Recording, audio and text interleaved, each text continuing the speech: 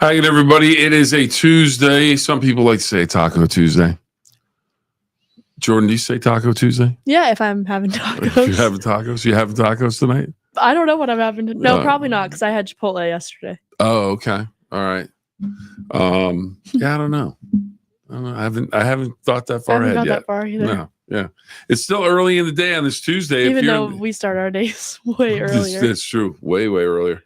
It is a beautiful day across the Ohio Valley. If you're in the Ohio Valley, if you're interested, if you're a senior, having the Senior Expo, WTOV9 Senior Expo at the Highlands in Triadelphia at the sports complex, you can go down there. 50 vendors, all kinds of information that you can get. You can play pickleball. Yeah, pickleball. You play pickleball. What else can you do? You play bingo, pickleball, do some dance, whatever you want to do. Yeah, no, if you want to dance, sure. Just get up and dance. Somebody will be playing music somewhere. There's News 9 folks down there to meet as well. Livy Zinn's down there. Jamie Baker's down there. I'm saying down because I'm in Steubenville, which is above Wheeling in terms of geography. But wherever you're coming from, head to Triadelphia and the Highlands Sports Complex, and you will be able to meet some WTOV9 staff and also have a whole lot of fun. You can bring the grandkids, bring the kids. It's for all ages. It's for all ages. It was a great event last year, and last year we had just rain and cold weather last year. It was pretty miserable, but inside it was red hot. Everybody had a great time. So if you're interested in going to do that, that is something that you do. Something that we always like to do is thank Valley Converting for all of their support on the 9-Minute Phill-Up. We can't thank Mike Biasi and the crew in the Gem City, T-Town, Toronto, Ohio for all that they do. And of course, they can help you with all of your recycling needs when it comes to your paper product. Every piece of paper has a story. What if that story didn't end when you were done with it? At Valley Converting, we turn your old paper products into recycled paperboard, continuing the story.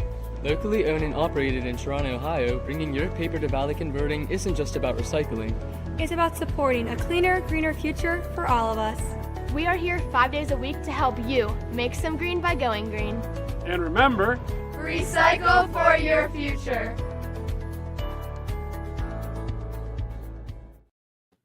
Mike, thank you very much. And everybody at Valley Converting, we can't thank them enough as we continue on with the 9-Minute Phill-Up. Now, yesterday, John Michael said he wanted to get our picks for the NCAA tournament. So we not only picked our men's tournament teams, which I think is what he was really focused on, but we also picked the women's teams as well. So we will have that in just a moment. But, Jordan, before we get going, we have to have a couple national days. There's a couple interesting ones. Now, the most important one that jumped off the page at me was National Medal of Honor Day, highest military award for valor created back in 1861. Edwin Stanton, Abraham Lincoln Secretary Award, Ohio Valley product, presented the first medals of honor to 6 Andrews Raiders for volunteering and participating in the American Civil War raid, and they volunteered for that, and they were honored with the first medals of honor. So that's goes without saying what that means to the country for the men and women that have received the Medal of Honor, and it's just it's the highest military award for valor, created back in 1861 on this date, March 25th. Also a national day, and this one jumped off the page because I think I'm just a little hungry. Okay. It's National Lobster Newburgh Day. So it's like lobster in a sauce. Oh. It's like creamy sauce, get some cognac in there and all kinds of stuff. So wow. A little bougie. A little bougie. But I don't know. Is lobster a bougie kind of a meal anyways? Yes. No matter what? Yes. Even if it's just lobster and butter? Yes. But it's really good. It's really good. Yeah. So I consider it bougie because it's not like you eat it every day, Yeah. Oh yeah. It's definitely not an everyday. So once in a while. I mean, it could be if you're, but that's a lot of lobster if you're eating it every day. Probably get tired after, wouldn't you? Good lobster roll. Go back to New England and get one good lobster. You know what roll. I like too? What do you like? Crab cakes. Crab cakes. Ah, okay. It's not lobster, but Oh, what's the name of the place? Let me see. Local restaurant. What is it? It's over in Weirton. oh, really? Yeah, it's They have crab cakes? they do. What is it? Bistro 306, I think. I'm not.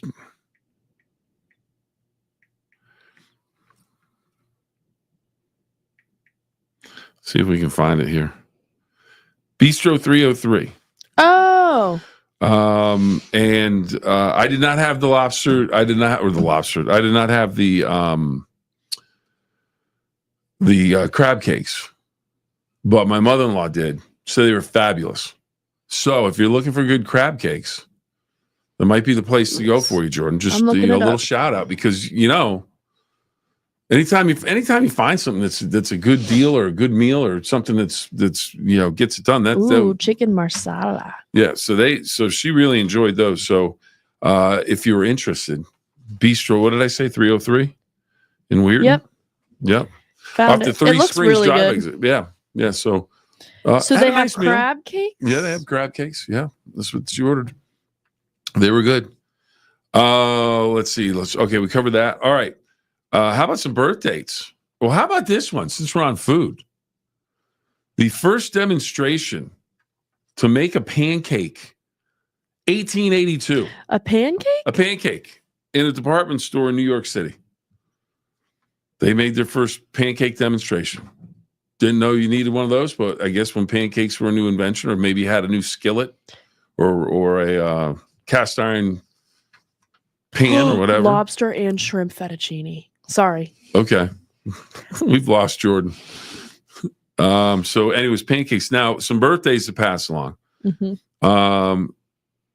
And there's some biggies on this one. They have brunch. They do. Danica Patrick. Maybe she knows if Aaron Rodgers is going to be the next quarterback of the Steelers. She dated him for a while. She was a race car Maybe. driver, raced Indy cars and NASCAR. Born in 1982 on this date, is the only woman, first woman to win, as far as I know, the only woman, to win an IndyCar Series race. Won it over in Japan. She was born in 1882. Actress by the name of Sarah Jessica Parker. Oh, Born in 1965. Carrie Bradshaw, Sex and the City. That's her biggest role, I would say. We're going backwards. We're getting older as we go. How about this one? The Queen of Soul, Aretha Franklin. oh yeah. Queen of Soul, born in 1942, passed away in 2018. Born on this date, 3/25. I get to see her perform at the it's Star Lake. I can't remember what KeyBank. what it was. KeyBank. Now whatever, it's KeyBank. Coca-Cola. It's just Star Lake. Starlight, It's yeah. just Star Lake. And saw her in concert. She came out. She had the backup band wasn't your normal backup band. It was the Pittsburgh Orchestra. But it was like a quarter of it. So it had all the pieces in it, but it wasn't as big as normal. She came out and killed it. She came out I'm sure. white sequin gown, Wow. the whole thing. It was like, and Little Richard was supposed to open for her. Well, I think she got tired of Little Richard taking too long on his show. And she went, I'm coming out first today. We're doing my show. And then you guys can see Little Richard in a little bit. So she came out and was absolutely spectacular. It's one of those ones, you have some people that you think, oh man, I'd really like to see them, in concert if you have an opportunity to. Mm-hmm. And when I had the opportunity to go and do it, I wasn't, and I think I had free tickets. Wow. I think back in the day, there might've been a deal where the station got some tickets from Star Lake every once in a while. No one was going to use them. And I went, I'll take them. It's the Queen of Soul. And she came out, it was awesome. Then Little Richard came out. I saw his two big hits, and then I left. I was like, all right, enough Little Richard. He was good, though. He was really good. But I was like, okay. So, but Aretha Franklin was just amazing. Just amazing. Jim Lovell, Apollo 13, the movie Jim Lovell. Born in 1928. He is still going. Wow. Working on 100 years. One of the first men to orbit the moon. And then, of course, Apollo 13 was supposed to land on the moon. All kinds of problems with the spacecraft. But Lovell never lost his cool. At least, we only know what we saw in the movie, basically. But it just seemed like he was in complete control of what he was doing. He was nervous. Yeah, he was scared, all that stuff. But he got his crew back to Earth safely, and just was an amazing story. And then perhaps one of the it's not perhaps. He's absolutely he has to be, I would think, the most important sports journalist, television personality, reporter, just for how he was, how well known he was, how he portrayed himself, how he stood up for athletes, specifically Muhammad Ali, but Howard Cosell, one of the great television journalists in TV history. Just an amazing figure. 1918, the ego, everything they had. It was just he was must see TV, just for him.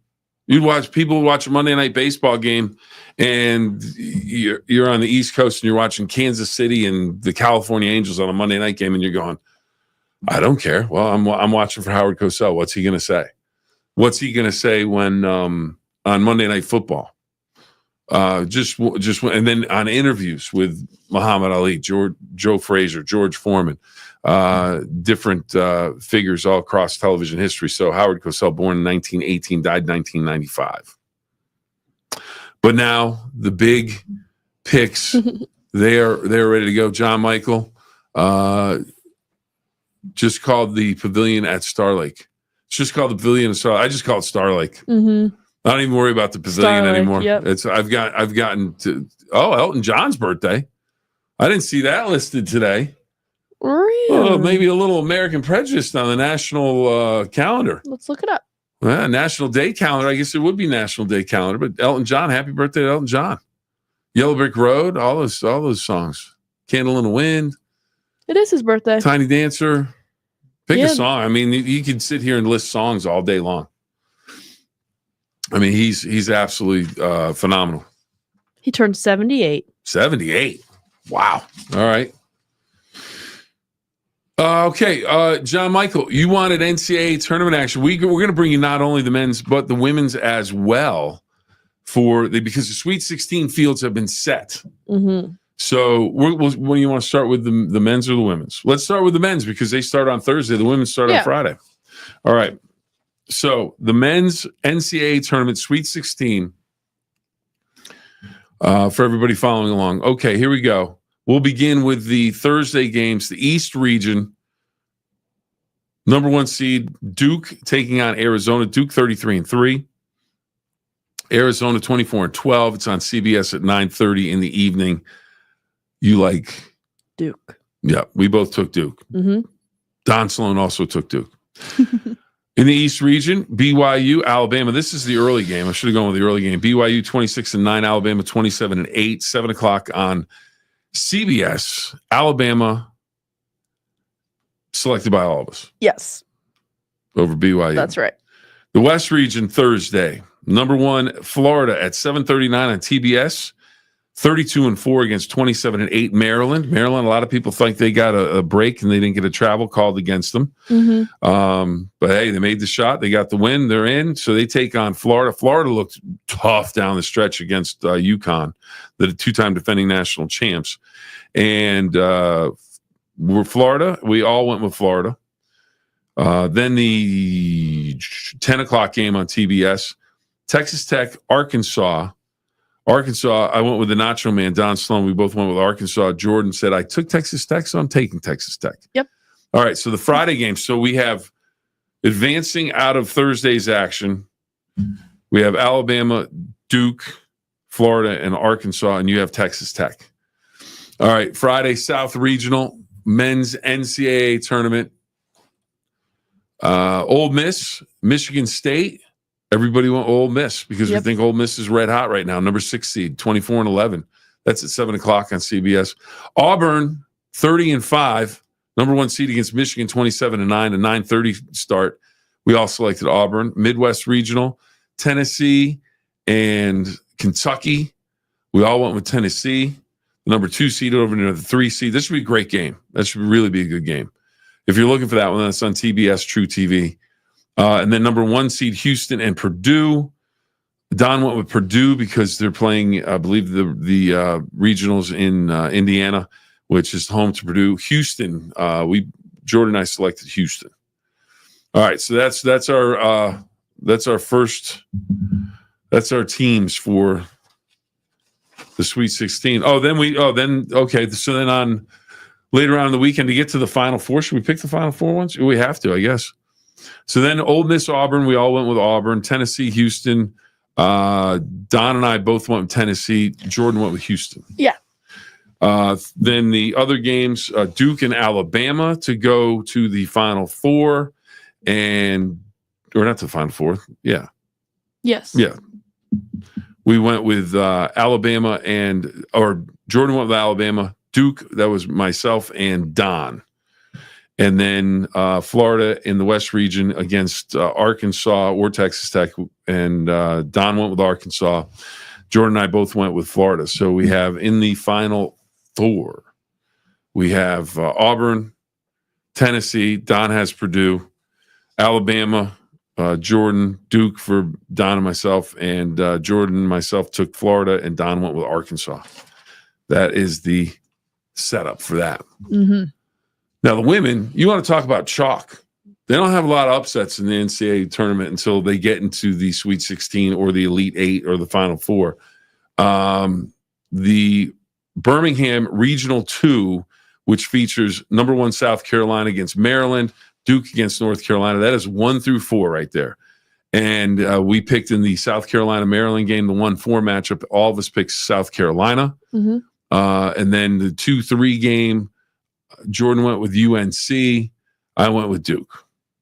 Wait, really? I did. I don't know why. UNC. I don't know why. Let me see. Oh, I don't know. I thought you chose the same as me. I thought I did too, but I don't see my initial there, so I don't think you put it because we both picked it. yeah. I think I don't really like either team, so I'm kind of like, well, whatever. Yeah. Yeah, I'm not really sure which one I would. Yeah, I'll go. No, I'm gonna go. I said Duke. I'm gonna stick with Duke. All right. Then in the Region 1, Spokane, Washington, number 1 UCLA against Ole Miss. We both picked UCLA. LSU, NC State 2 against 3. LSU, the 3 seed at 30-5. We both went with LSU. Then Saturday, Notre Dame taking on TCU. TCU's 33-3. Notre Dame's 28-5. So we both went with Notre Dame, the 3 seed. Tennessee, number 5 seed against number 1 Texas. It was Texas was the pick. And then Oklahoma, UConn in the Region 4 Spokane. UConn and Oklahoma. UConn 33-3. Oklahoma 27-7. UConn on number 2 seed. We went with UConn. Number 1 seed Kansas, or number 5 seed Kansas State taking on USC 30-3. And the number 1 seed USC was the pick. Now the big thing here is Juju Watkins, their all-everything player, who is one of the best players in the country.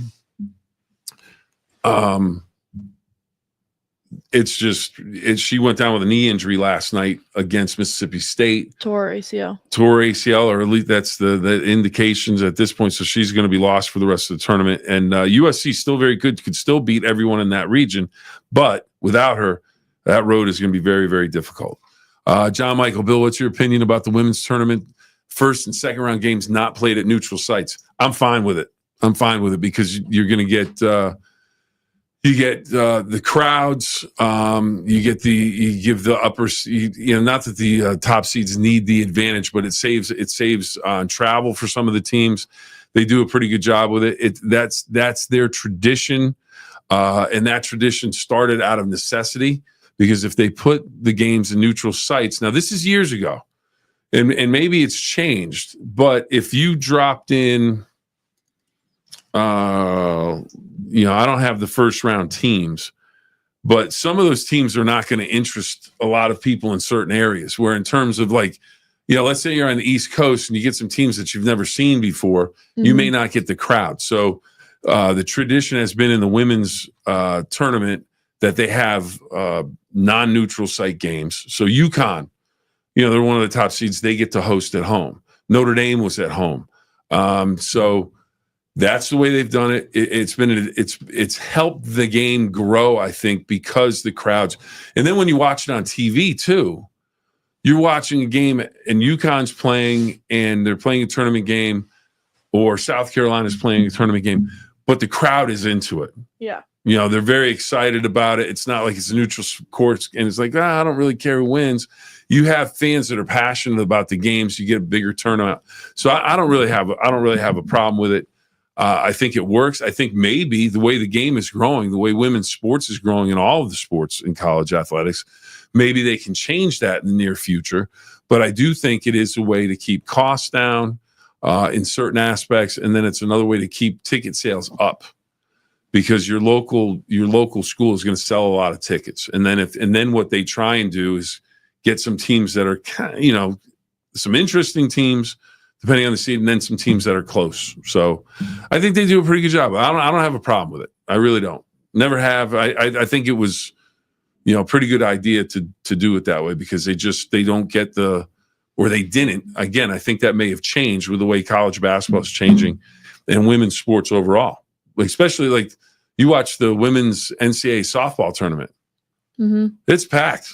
It's packed. The gymnastics, packed. Lacrosse, packed. I mean, all their sports, in terms of the women's NCAA, they keep growing, mm-hmm. and they do really well on television. So I think what you don't want to do is have a game where someone's trying to play to go to the Sweet 16, and you're in a neutral site, and it's two teams that have no connection to that area playing each other, and everyone's kind of like, okay, and it's half empty. But if it's like these two teams and one of them's the home team, you're going to get a bigger crowd, you get more energy, the whole thing. And hey, if you're the lower seed and you don't like that, become a higher seed. And as the expression goes, if you want to be the man, you got to beat the man. If you want to be the woman, you got to beat the woman. So if you want to be the champ, got to knock off the champ. So, mm-hmm. you know, and the thing is, that's the one thing with the women's game. You don't have a lot of upsets because the top teams have the best teams. Now, the other thing, too, is it's been talked about with this NCAA tournament. There's not a lot of upsets in this one. There's a lot of it's all basically higher seeds. And that's because of the portal, because people can go and play for the best teams. So the best teams, the teams that have the most money, are going to be able to get the best players. So that's my thoughts on that. I was kind of rambly a little bit, but I'm okay with it. Are you okay with that? Mm-hmm. Anything you disagree with? Wow. That could be a first. Just kidding. So Lobster Newberg, if you had to pick, John Michael, this goes out to you too. If you had to pick favorite seafood dish. So we talked about lobster. Now George's going to be sitting here thinking about this for a while. So we're going to bring this back tomorrow, I think. Mm-hmm. So let's see. John Michael, not too many buzzer beaters either. Yeah, no, it's kind of a quiet, lack of a better way to put it, tame NCAA tournament in terms of some great games. Oh, I'll tell you what. The Alabama-Maryland women's game last night, early afternoon, about 5 o'clock in the afternoon. Jordan, you would be very upset, but it was amazing. They went to overtime. Bracker, I'm not sure what her name is. She plays for Alabama, but she was all everything. Scored 45 points yesterday. Wow. So I pick up the game. I walk in and I see this game on. So I'm like, well, what's going on here? And I'm like 96-93. And I didn't realize it was overtime already. They were already in an overtime. So Alabama gets the ball. They throw it out to the top of the key, and I can't think of. I should look it up, so I just say it right. But anyways, they throw it out to the top of the key. This player for Alabama catches it, throws up the three-pointer. The shot gets a little bit partially blocked, but when the defender comes down, hits the Alabama player. Oh, she goes down. There's like 1.7 seconds to go in the game. They're down 3. It's a 3-point shot, so she has 3 free throws. She has to make all 3 free throws. hits all three of them to tie it up. They send Oh it my into an God. extra, but then Maryland lost, or Maryland won by like 3 or 2 points or something Oh. like that. 111, 108 or something crazy. But what a finish. Yeah, that's Just crazy. an unbelievable game. So it was just crazy. Oh, all right. Judy just slides in with this one. Lobster ravioli. That sounds pretty good. You know what I became a fan of? Lobster stuffed sea bass. It's a little, you want to talk bougie? It was on the menu one day. Sounds bougie. I was like, I got to try this. This is pretty good. I got to try it. It was good. Yep, John Michelson, Maryland beats Alabama 111-108, double overtime. Barker. I knew it was a B. Barker, Breaker. I'm not sure. 45 points. She was amazing. Absolutely amazing. And especially with the free throws. Because the thing was that she got fouled, and then they pick her up off the ground. They take a timeout. She's over smiling on the bench. And it's like, here I go. Just got up and just knocked him down. She was amazing. Amazing. But in the end, Maryland wins and advances. And then what do they have for their reward? Maryland gets South Carolina. Maryland, thank you very much for coming to the tournament. Maryland's going to be out in the first. They're going to have a rough weekend this weekend. They got into the Sweet 16 in both. Maryland's going to lose to Florida in the men's, and they are going to lose to South Carolina in the women's. That's the call here. I don't know if that'll come true, but that's what we're going with. All right. That's where we are on this Tuesday, Taco Tuesday. Seafood tacos. I don't know. Lobster tacos. That sounds pretty good. All right, everybody. Thanks for joining us. And thank you, Valley Converting, for everything that they do for us. Right now, we have to remind you, but I know you do it all the time, but why we need to remind you because I like to do it. 2 rules: have fun and always try your best. Jordan, thank you so much. You're toughing it out. All right. Until next time, everybody. Thank you so much for joining us on the 9-Minute Phill-Up. We greatly appreciate it.